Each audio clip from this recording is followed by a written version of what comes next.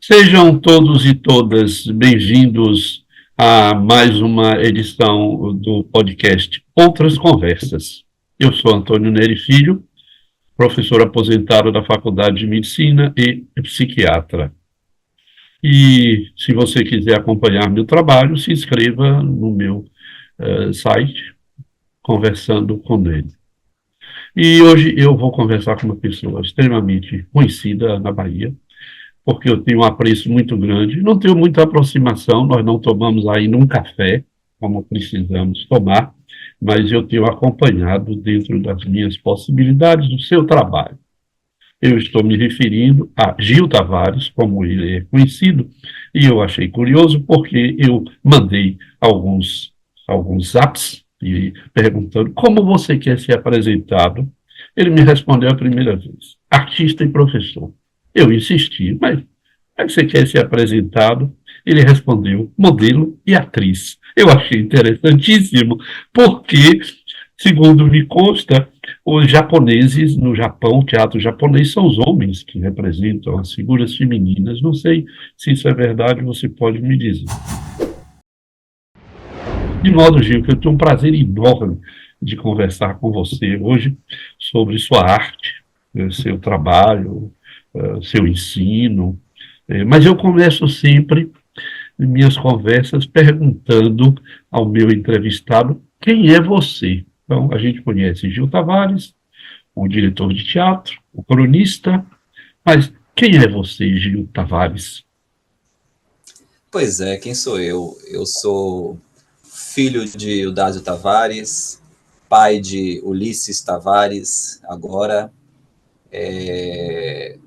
e imprensado entre esses dois, sou uma pessoa que tenta fazer arte numa terra que é tão complicada, onde é tão complicado se fazer arte, e tento ensinar arte também num país onde a arte não é tão valorizada e às vezes é vista de uma forma que me parece meio equívoca, e uma pessoa que, por conta disso, por uma necessidade de falar, eu que sempre defendo que a arte tem que mais confundir do que explicar, então, por às vezes precisar dizer coisas mais diretamente, mais claramente, eu acabei me tornando também um cronista, um colunista de jornal. Eu comecei escrevendo para o próprio site do meu teatro. Eu sou diretor artístico de um grupo de teatro, Teatro Nu, e de lá acabei recebendo convites para escrever para outros lugares, e hoje estou no Jornal Correio. Hoje em dia se chama Jornal Correio, né? Tiraram da Bahia. Já estou há mais de 3 anos e é um espaço que está sendo incrível para mim, porque eles me dão total liberdade, e o que eu consegui produzir lá já virou um livro, e acho que provavelmente sairá outro ou sairão outros livros das coisas que eu produzo ali, porque são muitas reflexões sobre diversos temas, mas muito em torno da arte e da cultura. Então sou essa pessoa também que tenta problematizar, se colocar neste lugar da problematização sobre, pensando a arte, pensando as políticas públicas, pensando nossa sociedade, né, e tudo mais. E, enfim, botei lá também naquela última das últimas apresentações, também sou compositor.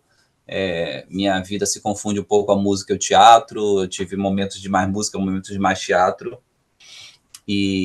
mas meu trabalho principal, profissional mesmo, é na área das artes cênicas. E posso dizer que eu sou basicamente isso. Eu sou um chato simpático, eu diria. Você teve uma experiência na rádio. Como foi? Eu tive algumas experiências na rádio, todas elas inicialmente provocadas por meu irmão do meio, quer dizer, que é, né, o segundo na escala Richter. O primeiro é Josias Marques de Lima Neto, que é Joia, é o meu irmão mais velho. Logo em seguida vem o Dásio Tavares Júnior.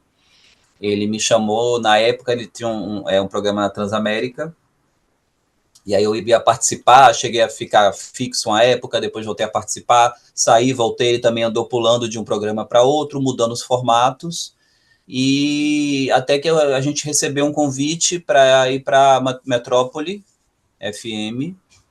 Ficamos lá durante 3 meses, e aí parei de novo, né? Meu irmão seguiu, ele está seguindo a carreira como jornalista, como, né, entrevistador e tal, já com até um programa também de vídeo. E recentemente recebi um convite de Messias Bandeira para integrar uma equipe que era da antiga Rádio Excelsior, e aí eles agora estão reformatando tudo, virou agora Rádio Cardeal, então nesse momento a gente não sabe muito como estão os rumos da rádio, mas acabou virando um espaço que eu tenho muito prazer em fazer. Na verdade é aquilo que eu falei antes, né, essa questão de discutir questões da arte, da cultura, da sociedade, isso sempre me aflige muito. Por isso que uma das coisas que mais me faz gostar de ir para boteco é porque é um lugar onde eu posso desabafar e falar sobre tudo isso com outras pessoas, né? E amo esse espaço, sabe? Tomar uma cerveja ali e conversar sobre tudo isso. Mas como eu não posso sair e tomar cerveja todo dia, aí eu chego no computador, escrevo, ou vou para a rádio e falo. Atualmente não estou em rádio nenhuma, mas o Correio tem me servido bastante. Me convidaram até para ser um colunista semanal, mas eu pedi para ser quinzenal, justamente porque, como eu tenho muitos trabalhos escrevendo, e também sou professor na pós, então tenho muita dissertação de aluno, tese de aluno para ler, e trabalhos para assistir, de orientação na graduação. Então, como eu tenho várias ocupações, e sempre que eu olho para minha agenda, eu boto a mão na cabeça e falo por que eu aceitei tudo isso. Então, acho que ter assunto toda semana para escrever, assim, de forma... Eu gosto de ser Caxias, em respeitar isso, eu preferi que fosse quinzenal. Então, Mas, é Gil, basicamente é, isso. você fala arte no singular ou no plural?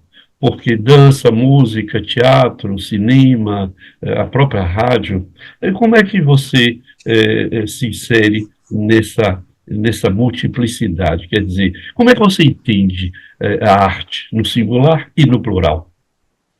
É uma pergunta interessante. Bom, eu acho que a arte Eu escrevi um dos meus das recentes crônicas, e é a que foi a última que eu escrevi, que entrou no livro, e é a primeira que abre o livro, que se chama Arte e Cultura, a Ruptura Necessária, onde eu vou falar justamente que eu acho que tem que haver cada vez mais uma distinção entre arte e cultura. E ali eu falo um pouco o que eu penso o que é a arte, né? E muita gente já tentou definir, eu acho que seria muito pretensioso eu chegar aqui também com alguma definição, mas eu poderia dizer, de forma bem simples e medíocre, no sentido da palavra, não pesado, mas, né, no sentido que tem lá no dicionário, é que eu acho que a arte, ela é uma espécie de manifestação do ser humano, que é essa necessidade que nós temos de fugir da realidade. Eu acho que o homem tenta fugir da realidade de algumas formas. Ele tenta fugir da realidade através da religião. Então ele começa a acreditar em seres imaginários, em criações, em punições, em regras que vêm de um lugar que parece não existir. Alguns acham que existem, outros acham que não existem. Tem gente que talvez escape para as drogas, para os alucinógenos. Né? Existem algumas formas de a gente tentar fugir da realidade. Eu acho que o ser humano tem essas formas de tentar fugir desse lugar comum do dia a dia, desse dia a dia pesado. E eu acho, modéstia à parte, porque eu sou artista dizendo isso é meio agólatra, mas eu acho que a arte talvez seja a forma mais sofisticada que o homem criou de fugir da realidade. É até uma frase que eu até gostei, acho que eu vou ver se depois eu anoto ela, De porque que realidade, Gil? Da morte? Da finitude? talvez fazer a gente escapar do que fazemos diariamente para lutar contra ela. Porque eu acho que tudo que a gente tenta criar é porque a gente sabe que vai morrer. Né? Dizem, eu não sei se é verdade realmente, eu nunca consegui conversar com meus gatos, nem cachorro, nem nada, mas dizem que o ser humano ele é o único que sabe que vai morrer. E que por isso, justamente, é que a gente teve essa evolução, né, de tentar construir melhores casas e construir e criar medicina, criar o emprego e várias coisas que, obviamente, vêm para e passo com todas as desgraças que a gente criou também, porque para a gente criar nossas casas, a gente começou a destruir a natureza, para a gente criar combustível, a gente começou a destruir a natureza, tudo que a gente acaba criando para melhorar a nossa vida, né, a gente acaba atacando a natureza. A arte não. A arte, como ela tem essa coisa subjetiva, e ela busca, na verdade, uma espécie de epifania. Então, eu acho que é isso, é tentar escapar do cotidiano, escapar do lugar comum. E aí eu sempre penso que a arte tem duas formas básicas de se fazer isso, ou através de uma lente distorcida, ou através de uma lente de aumento. Eu acho que a lente que deve se usar para a arte jamais deve ser uma lente normal, uma lente comum. Então, porque naturalmente, se você pega uma peça dita realista de um Ibsen, de um Chekhov, ninguém conversa aqueles diálogos que eles têm ali, ninguém passa por aquelas situações como tem ali. O próprio Ionesco brincava, né, que as peças dele eram muito mais realistas do que as de Ibsen, porque a nossa conversa é sempre muito entrecortada, cheia de assuntos que vão se entremeando, às vezes a gente não consegue se entender direito, há ruídos no meio da comunicação. Então, acho que tudo são fórmulas que a gente tenta achar outros simulacros para suportar a realidade, como diz Nietzsche, né? A arte existe para a gente suportar a vida. Eu não lembro, até citei outro dia essa frase dele, para que a vida não nos oprima. Não lembro, ele tem uma frase que é muito bonita sobre isso. Eu acho que a arte tem essa função, é um dos escapes do ser humano e talvez e provavelmente o mais sofisticado, eu diria, deles. Nesse sentido, então, a arte plural, o cinema, o teatro, a música, a dança, você acha que estas artes se equivalem como lenitivo para essa dor fundamental humana, que é o saber-se finito? Você acha que estas artes se equivalem? Eu acho que sim. Tem uma questão que acho que cada uma atinge de uma forma diferente, né, o ser humano. Enfim, você como psiquiatra, eu sou totalmente ignorante, mas a gente sabe que tem estágios para lidar com a mente humana. Você tem a psicanálise, você tem a terapia, você tem a psicologia, você tem a psicoterapia, você tem a musicoterapia, você às vezes precisa da psiquiatria. Então, são vários, né, formas de você chegar à mente humana, né, aos desejos, a tudo isso que tem dentro da gente. Eu acho que a arte também, ela vai pegando a gente por caminhos distintos. Porque dentro da própria música, por exemplo, que é uma arte que eu amo, além de tentar fazer de forma um pouco amadora, mas amo a música, cada música chega de uma forma diferente. Você ouve um forró, aquilo vai mexer de uma forma em você. Linda, incrível, magnífica, mas é diferente de uma sinfonia de Shostakovich. Eu acho que um belo forró e uma bela sinfonia de Shostakovich se equivalem. Não tem ninguém que seja melhor do que ninguém nessa história, né? Porque não é porque alguma coisa é mais sofisticada que significa que ela é melhor. Pelo contrário, acho que tem muito forró melhor do que muita sinfonia. Eu prefiro alguns forróis do que algumas sinfonias, se for o caso, né? Mas eu acho que cada uma ela vai chegando na gente de uma forma distinta. E as formas de se fazer teatro, as danças, tudo isso, eu acho que... E é por isso que elas existem de forma tão vária, porque acho que o ser humano também é tão complexo que uma arte só não daria conta de ser um escapatório, uma fuga que a gente precisa para respirar de uma forma diferente. E como é que você vê exatamente a arte, que é essa alternativa para o impossível suportável, impossível suportável? Como é que você vê isso num mundo tão complexo, tão, eu diria, esvaziado atualmente de ética, os princípios estão sendo rompidos, acordos éticos não estão sendo mais garantidos. Como é que você vê a arte no mundo que parece estar numa descida da famosa espiral de Giordano, Bruno? Parece que nós estamos caminhando para o caos. Há quem diga mesmo que nós já estamos no caos, né? Como é que você, enquanto artista, tem experimentado a arte nesse caos que o mundo vive atualmente? Olha, eu acho que tem até uma frase de Salvador Dalí que causou muita polêmica.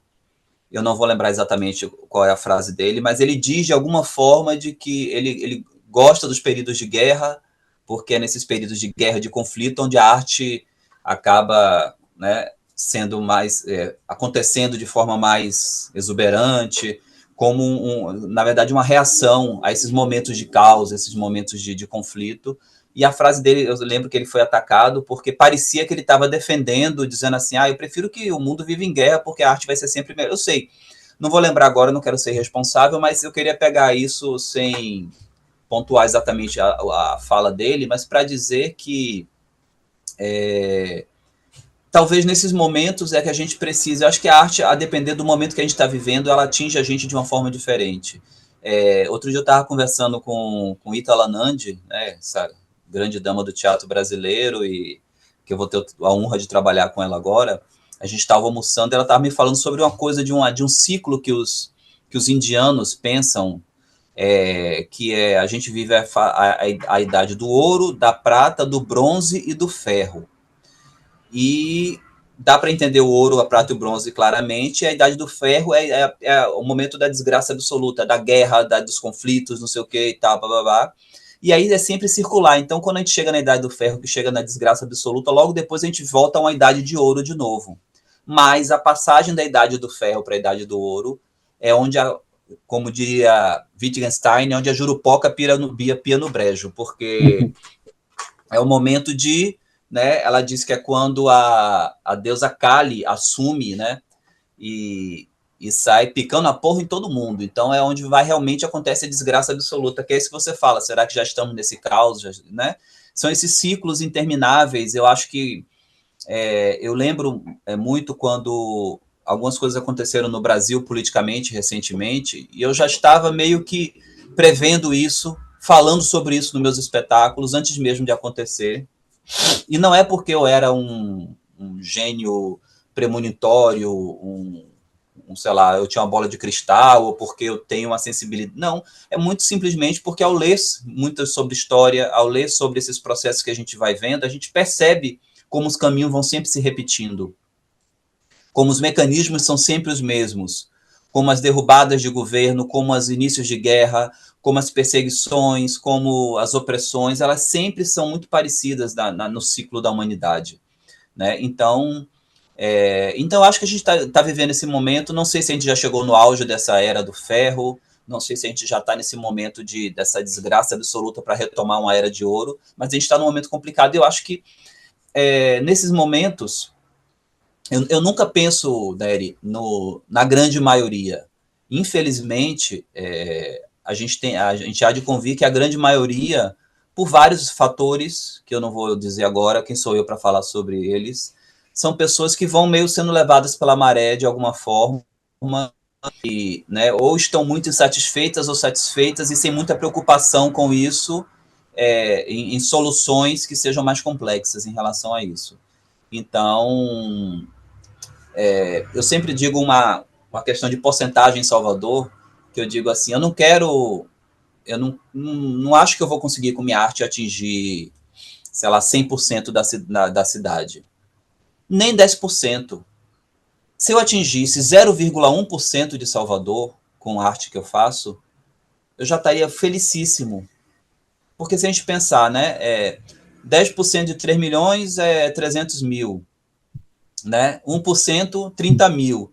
Se eu atinjo com uma obra de arte 3 mil pessoas, eu acho que ali eu já consigo, porque essas pessoas podem ser multiplicadoras.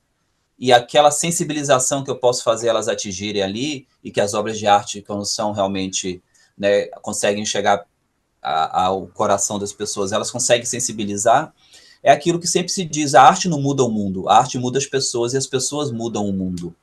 Então, quando acho que a pessoa é tocada por aquela obra de arte, eu não falo tocada, tipo assim, ela sai de uma peça achando, agora eu posso fazer a revolução, agora eu vou ser um marido melhor. Não é nesse sentido doutrinador que a arte tem.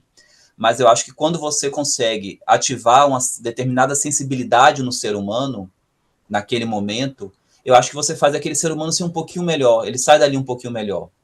Mesmo que seja uma sensibilidade subjetiva, mesmo que esteja lá na camada do subconsciente até, se a gente pode pensar nele, mas eu acho que a arte eu acho que até ela é melhor quando ela mexe no inconsciente, no subconsciente, e mais sabe lá do que profundo, do que quando você sai de lá com um panfleto na mão, feliz e satisfeito, porque tá com a listinha das coisas que são boas e más na sociedade. Quem somos nós artistas para dizer o que é bom e o que é mal, né?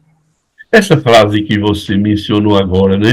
A arte muda pessoas, pessoas mudam o mundo. Eu li essa frase com a educação, é, Uhum.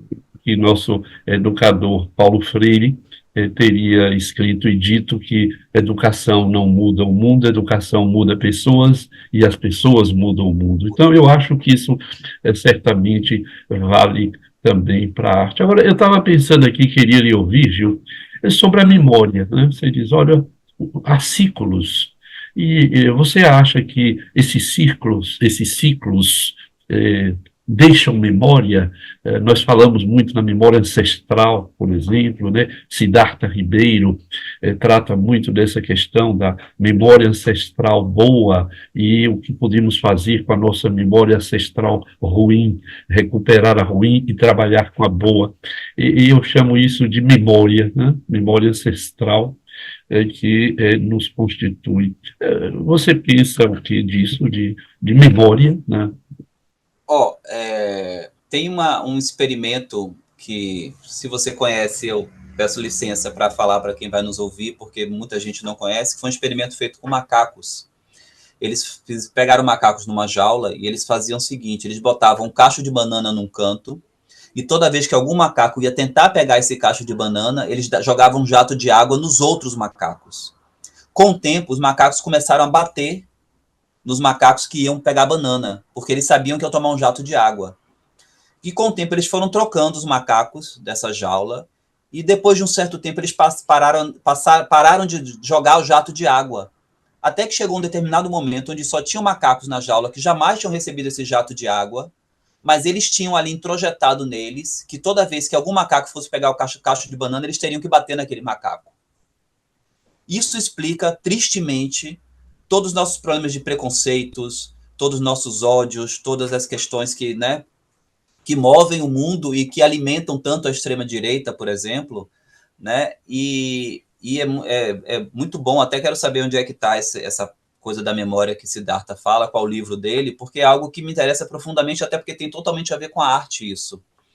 Porque eu acho que quando a gente cria uma obra de arte, notadamente na minha área, que é o teatro, ou na literatura, as artes que necessariamente têm alguma palavra, né, que tentam buscar o mínimo sentido que seja, porque às vezes a dança ela pode ser completamente abstrata.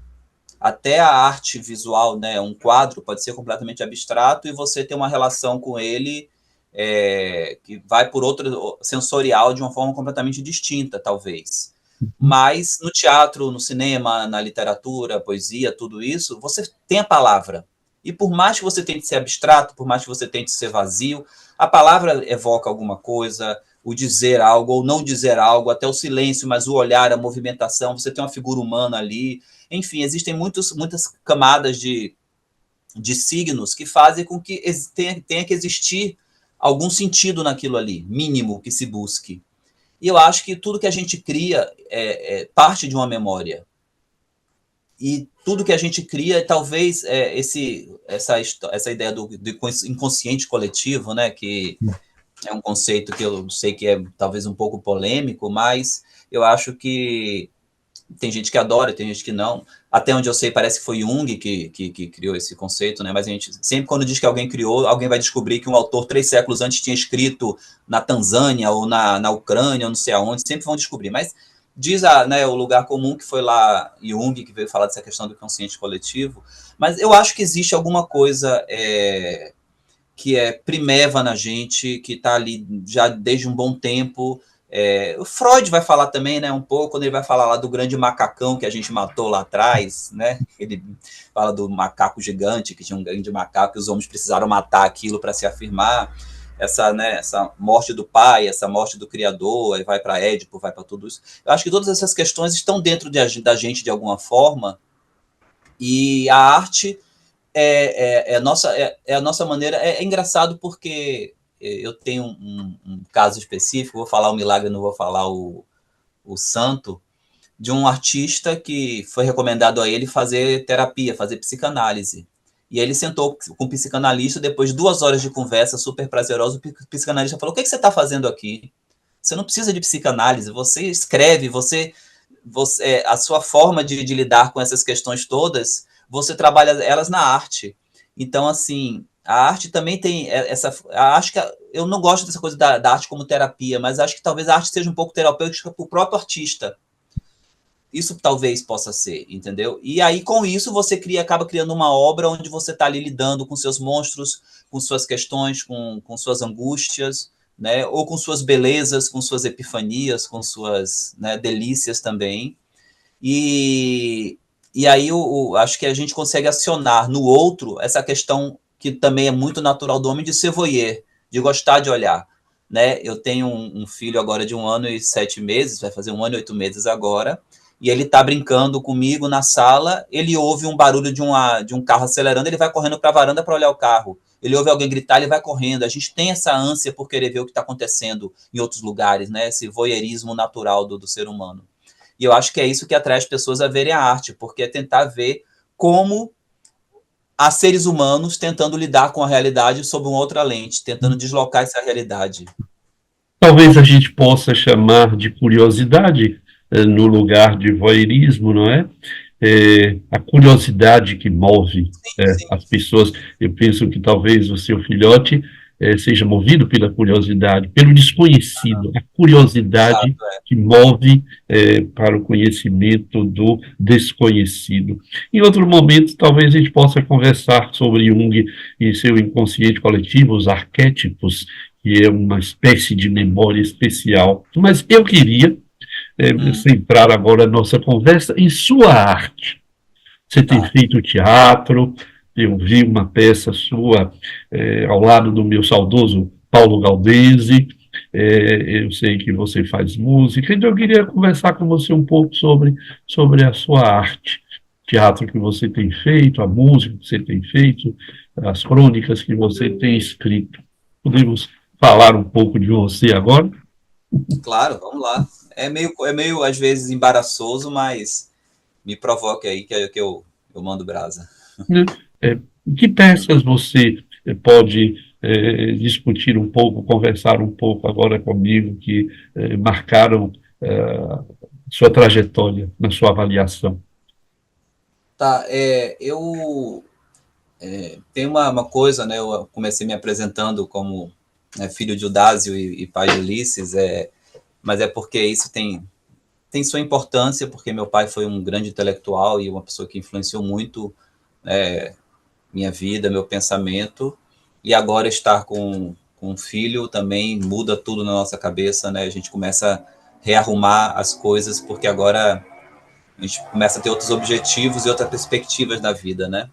Mas meu pai me falava uma coisa, que ele falava que o artista, o escritor, ele tem que descobrir qual é a tragédia do seu tempo. Quais são as tragédias do seu tempo, né? E eu geralmente, quando vou escrever uma peça, e aí eu prefiro falar das peças que eu escrevi por uma simples razão de que é o ponto inicial do que eu quero discutir, que depois vai para a minha direção também. Então, me pensar como esse criador 100% nesse aspecto desde o texto, né, até, às vezes, até a música da peça, como eu já fiz música de peça minha.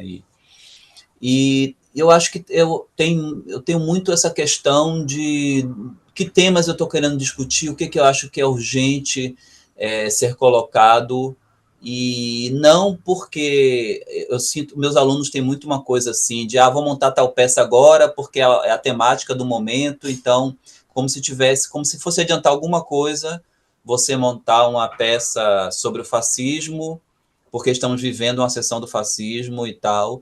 Eu acho que não é tão direta a coisa. Eu acho que, por exemplo, eu penso que realmente o grande nó da humanidade atualmente é o fascismo. Isso está claro para mim.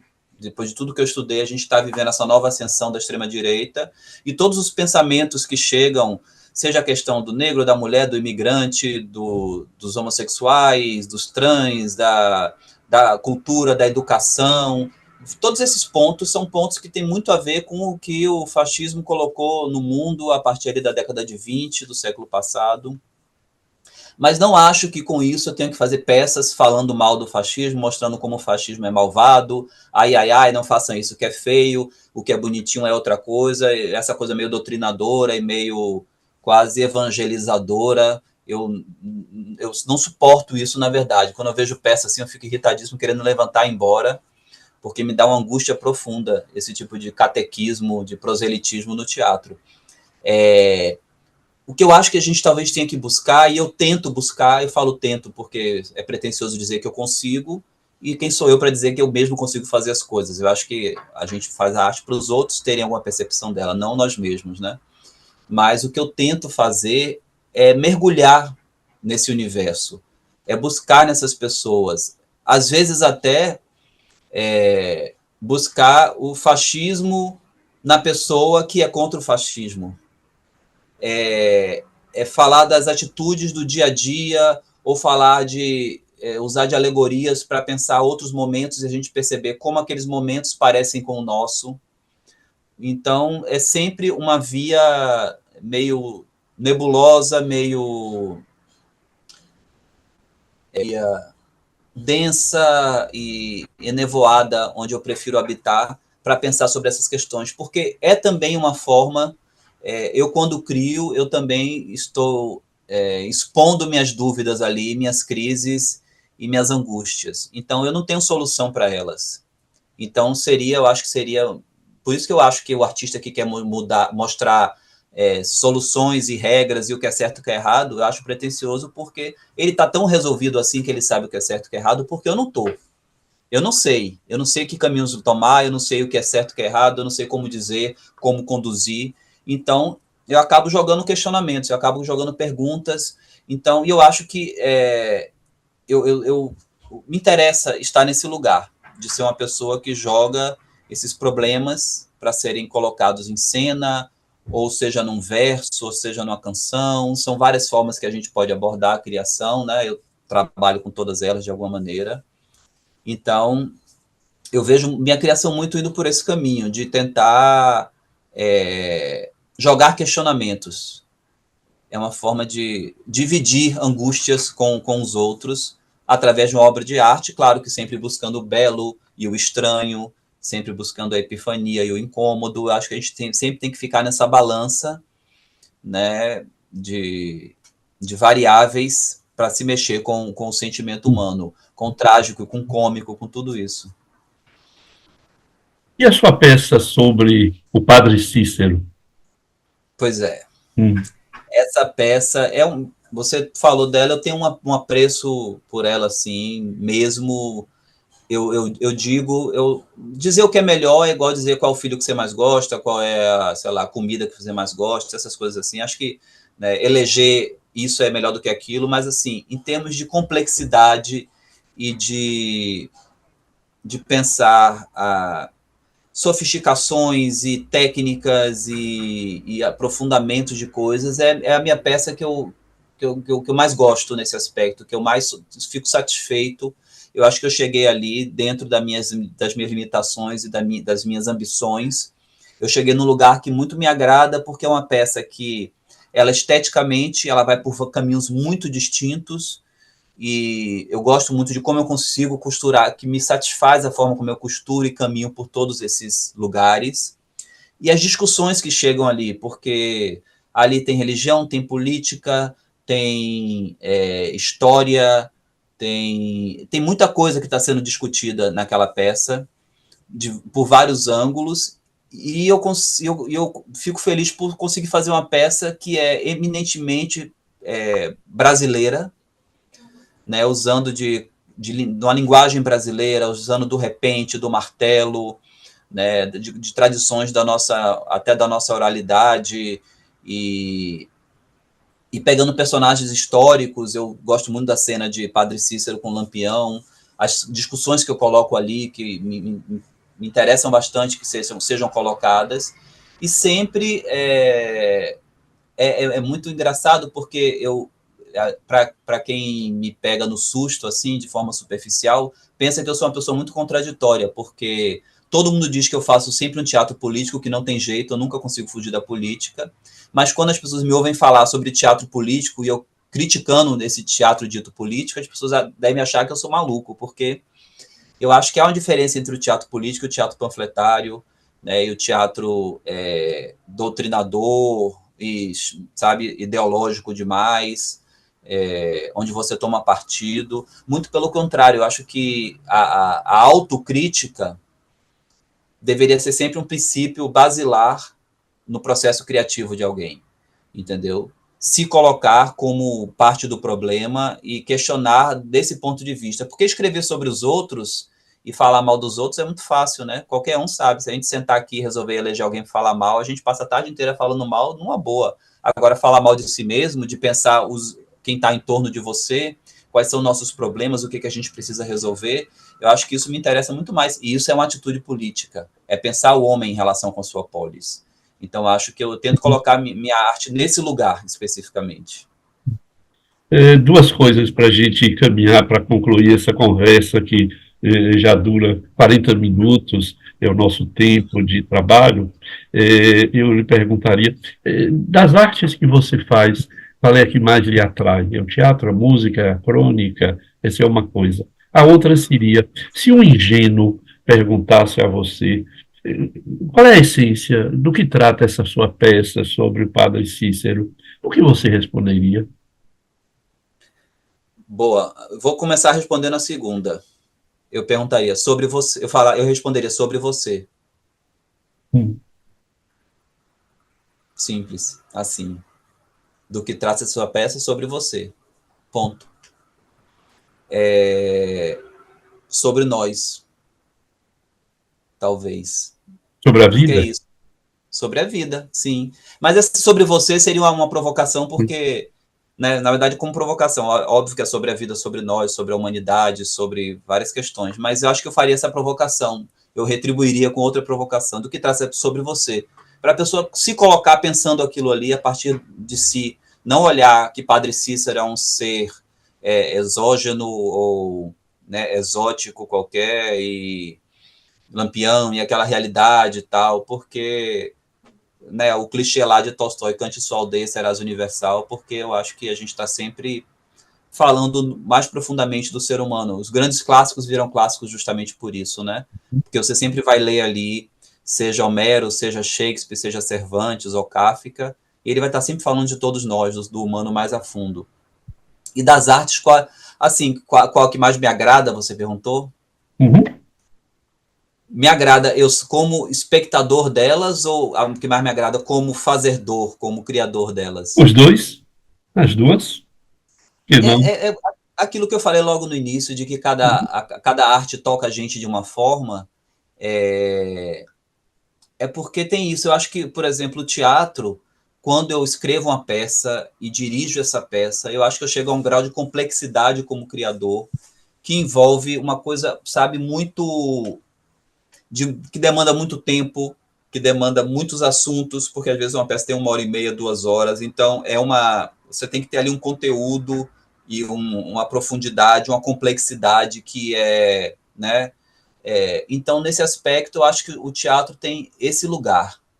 Quando eu faço um soneto, por exemplo, o soneto é um suspiro, né? Você lê aquele soneto e você é captado por aquele momento, onde você lê aquele soneto, ele chega para você como um estalo, como um suspiro, como sabe, é um relâmpago.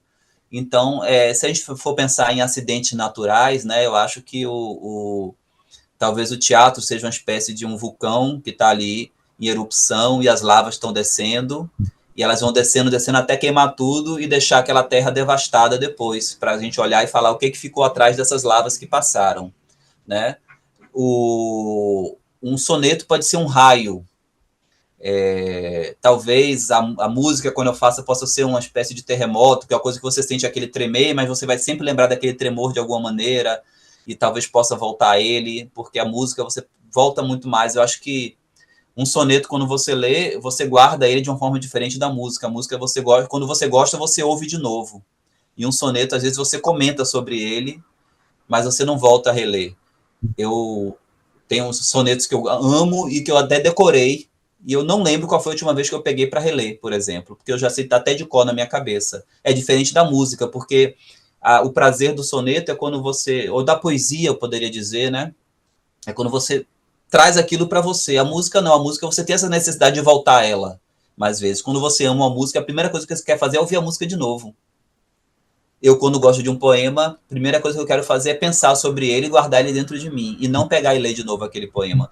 Então, acho que cada arte tem uma forma de tocar e de chegar na gente, né? E você escreve poesia também? Escrevo, eu sou também um sonetista diletante, tenho uma provocação já até para publicar meus sonetos, herdei isso de meu pai, mas a minha grande questão, eu consegui chegar agora, a provocação era que eu publicasse 50 sonetos, eu jutei 65 que eu acho razoáveis, mas eu acho que se eu mesmo fosse fazer a seleção, ia parar em 20 e 30, porque eu sou muito exigente com isso, ainda mais para aquilo ali estar no papel e ser publicado, porque daqui a 100 anos a pessoa vai olhar e falar assim, pô, o cara teve coragem de publicar essa merda aqui, então, e eu acho que o poder de síntese do soneto, eu sou apaixonado pelo soneto por isso, porque você conseguir em 14 versos, dentro daquela estrutura de métrica, decassílabo, com acentuações, com rimas, com tudo aquilo, você conseguir fechar uma ideia onde nem o verso seja inútil, porque muitas vezes seria um soneto até que é bom, mas às vezes tem 1, 2 versos que estão ali para caber na métrica, para completar o soneto, mas quando você vê que se você tira qualquer ideia de um verso daquele, o soneto fica capenga, é uma coisa complicadíssima. Então, eu acho que é um grande exercício. Eu sempre falo para meus estudantes, em vários lugares, que eu acho que o exercício de se escrever soneto é um dos melhores exercícios que um escritor pode ter, qualquer que seja ele, um cronista, um romancista, seja qual for, porque eu acho que é um exercício de síntese e de complexidade numa coisa muito rápida, né? Eu acho que o soneto é uma espécie de nosso haikai, eu acho que da língua portuguesa, do Ocidente, talvez seja o poema mais conciso em termos de forma que nós temos, e seguindo certos cânones, porque só para terminar assim como provocação, Walt Whitman e Fernando Pessoa, que são dois poetas incrivelmente maravilhosos, talvez Fernando Pessoa seja o poeta que eu mais ame no mundo, cometeram um grande pecado de quando abriram para essa possibilidade do verso livre, eles também abriram a cancela para qualquer pessoa agora escrever seus sentimentos de qualquer jeito num papel e achar que estão fazendo poesia. E se você ler um poema como Tabacaria, eu acho o verso livre muito mais difícil de se fazer do que um soneto. Porque você tem que descobrir o ritmo daqueles versos, o que você está querendo dizer, aquela estrutura. O soneto já vem tudo prontinho. É mais fácil de você encaixar. Agora, o verso livre, como criar? Então, você fazer um poema como Tabacaria é muito mais difícil do que escrever 100 sonetos. Uhum. Então, são essas questões mesmo. Então, Gil Tavares, em agradecimento a esse tempo que você nos acorda de sua vida, eu queria lhe oferecer um pequeno escrito de Jorge Luiz Borges, que tem como título O Espelho, que eu escolhi exatamente porque você é um ator, é um escritor, é um poeta, é um dramaturgo, é um homem que pensa o mundo. E Borges escreveu o seguinte: O espelho. Quando menino, eu temia que o espelho me mostrasse outro rosto ou uma cega máscara impessoal que ocultaria algo na certa atroz. Temi também que o silencioso tempo do espelho se desviasse do curso cotidiano dos horários do homem e hospedassem em seu vago extremo imaginário seres e formas e matizes novos. Não disse isso a ninguém, menino tímido. Agora, temo que o espelho encerre o verdadeiro rosto de minha alma, lastimada de sombras e de culpas, o que Deus vê e talvez vejam os homens. Jorge Luiz Borges, para você, um espelho em agradecimento a essa conversa que eu acho vai merecer nossa reflexão. Obrigadíssimo. Eu que agradeço ter um interlocutor do seu nível para poder fazer essas provocações. Muito obrigado pelo convite. Então, se você que escutou essa conversa ou nos viu pelo YouTube, se gostou, dê lá um like, porque isso nos permitirá continuar a fazer esse trabalho. Me acompanhe no YouTube, no Instagram ou no Spotify. E até a próxima conversa. Obrigado.